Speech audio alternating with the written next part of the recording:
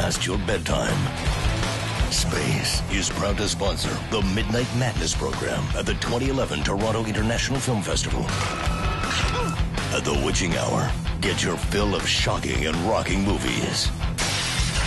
The Midnight Madness program at the Toronto International Film Festival, September 8th to 18th. Brought to you by Space.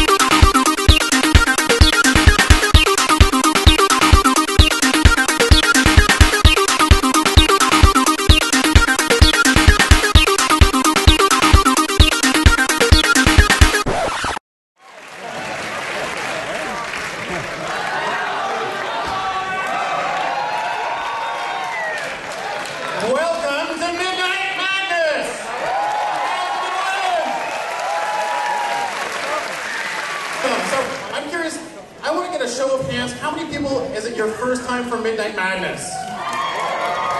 Welcome! Let's welcome them!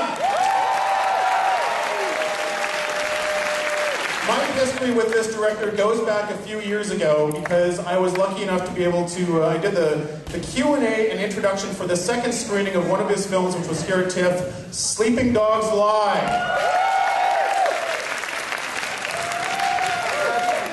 For the introduction of Sleeping Dogs Lie, he introduced the film and he told the audience that he's a big fan of a certain Canadian TV show called Degrassi Junior And he wanted to get a picture outside of Degrassi. Unfortunately, the location for Degrassi is way out by the airport. We only had 90 minutes, so I took him to Degrassi Street. So last year, at the screening of the Vanguard breakout film that we had, Horrible Way to Die, directed by Adam Wingard and written by Simon Barrett, who are here tomorrow night for Your Next.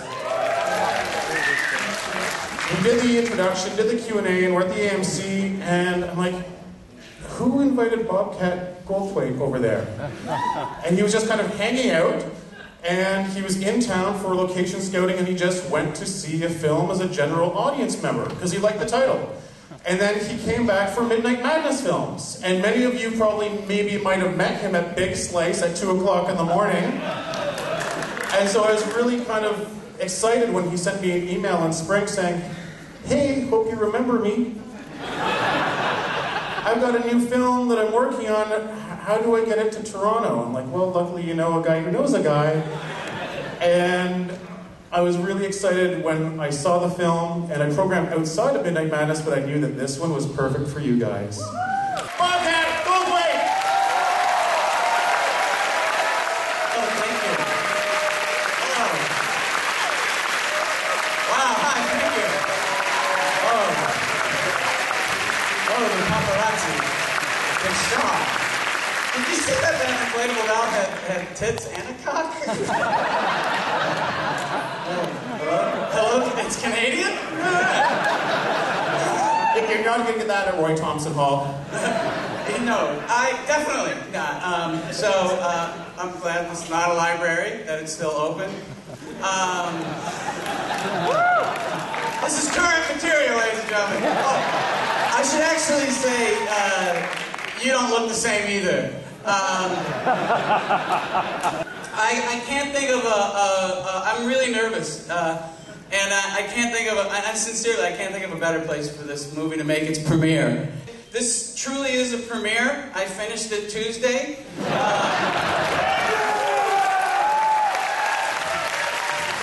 So, you're our test group. There'll be cards that you'll be filling out.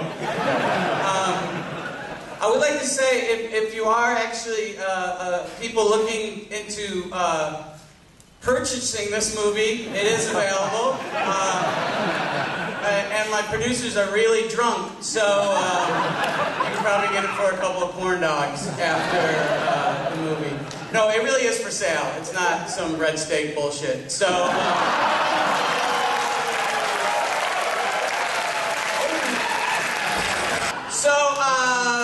I'd like to introduce you to the stars of our motion picture, and I'm not sure where they're staying. Okay, so come on, stand up. This is Joel Murray, ladies and gentlemen. Very talented.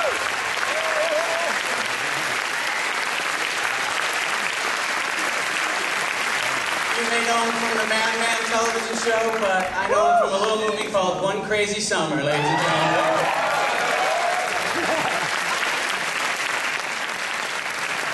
Joel would always remind the cast that we had to win the boat race. Grandpa was going to lose his house. Spoiler alert if you haven't seen it.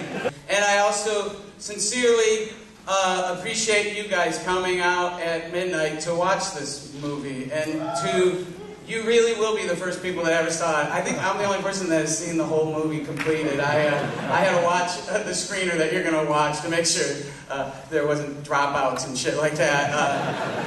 Because I recorded it on an old VHS. So, kids still got it. All right. So, thank you again. Thanks. See you all. It's probably good we premiered it in another country.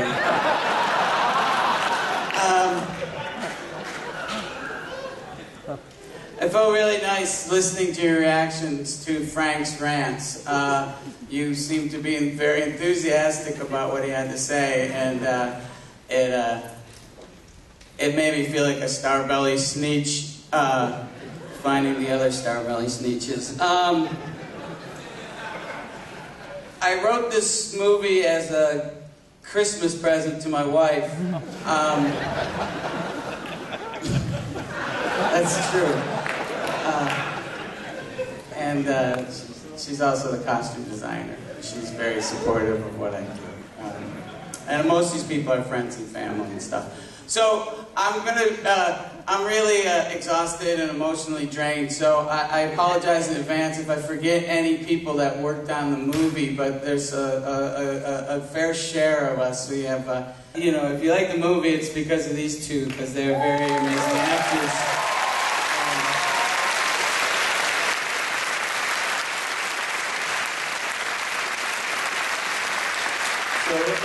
So where did this come from? To darken your soul, your heart? Where did this come from? Like, what was the impetus for it? The impetus was, there's that, the commercial for Tex Pig Fart, right? Well, that's a real commercial in the States where they have an elephant comes out and he farts into the TV screen. If you go on YouTube, you can watch it because people record it and they're laughing at how funny they find it. And it was like, the funniest ringtone ever! An elephant farts. And I looked over at the 09, my wife, and I was like, I like to give them numbers. And she's cool with it, trust me. So, it's a good year. It's a good year, very good year, the 09. It's really holding up.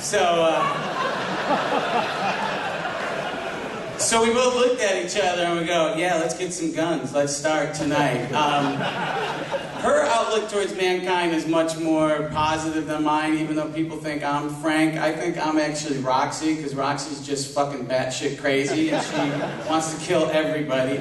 Where Frank thinks if you got the right people killed, the world would improve. So that's more my wife's outlook. All right, Tara, when you got this script, this is a pretty audacious first kind of major role to be going around killing people, and I think you kind of knocked everyone dead with your performance.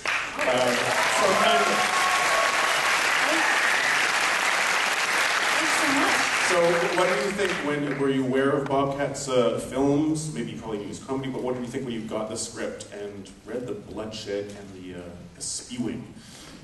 Well, I read it with my mother, and we both loved it. We really did. We didn't let my dad read it. We had to wait for him to watch the screening, but we both really loved it. And I'm not saying that we want to go out and start killing people, but there's a lot of truth in his script, and I understood that, and my mom understood that. Thank God. And Joel, what attracted you to this? I've known Bob since one crazy summer, and we were in Scrooge together, and I got to do a part in Shakes the Clown, and he sent me the script to Sleeping Dogs Lie, and my agent wouldn't pass it on to me. My agent read 2 pages of it and wouldn't. It's nothing you ever want to see, Joel. And when I saw World's Greatest Dad, I thought that was just fantastic. I was blown away, and I knew some people that were in it, and I was incredibly jealous that I wasn't part of it. And I still think Bob had some back surgery a while back, and I knew he was going to be laid up for a couple of weeks, so I brought him over the first 2 seasons of Mad Men. And I think after that, he was kind of like, yeah, maybe he could act. I don't know. Well, it was kind of like that. I was really high, but but my wife was like, Joel should be Frank, and I was like, Joel who? No, because I always think of Joel as kind of my doppelganger, but cool.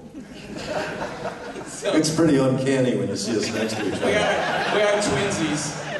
What if Bobcat walked erect? But I mean, he's amazing in this role, and he's a great actor. Did you think I was offering you the lead at the time? No, he sent me the script, and I said, well, what's it going to be, like the milkman again, or what? And he goes, no, Frank.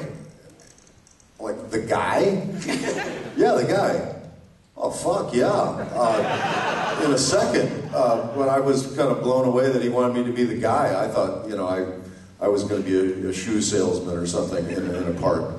You know what I like about is we did a couple of the scenes. Joel had he broke his shoulder. His moped tire exploded. My Vespa tire is a scooter. It's not a moped. Sorry. Oh, sorry. Hey, that's a blue dildo in my ass, not a pink one. There's a huge difference. So keep pushing.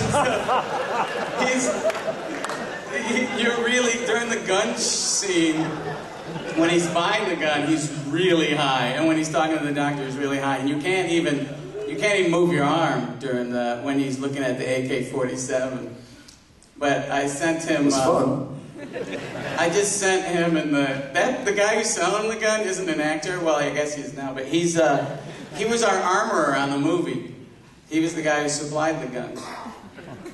And Bob's like, well, we've got this scene, and he's just going to riff because he knows everything in the world about guns, and you don't say anything.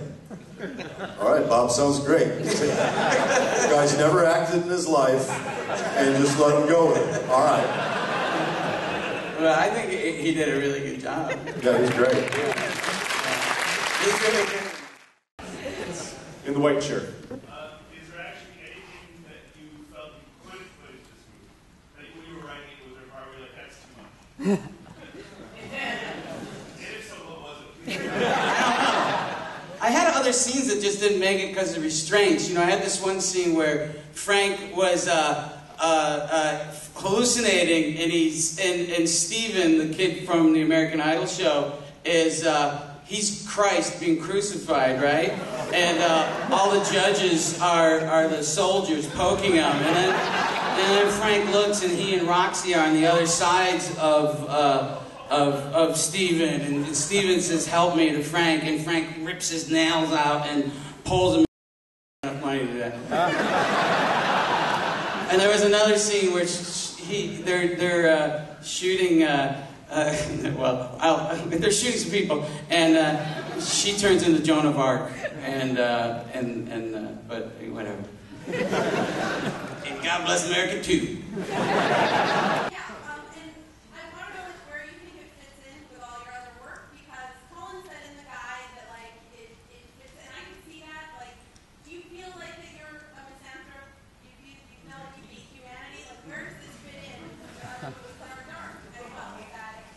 Well, but you know, the other movies had happier endings, you know. So I mean, I think tonally it fits in with the rest of them, but I also feel that all these movies, until I do like a picture that's based on real historic figures or something, they're like little fables. I know it sounds pretentious, you know.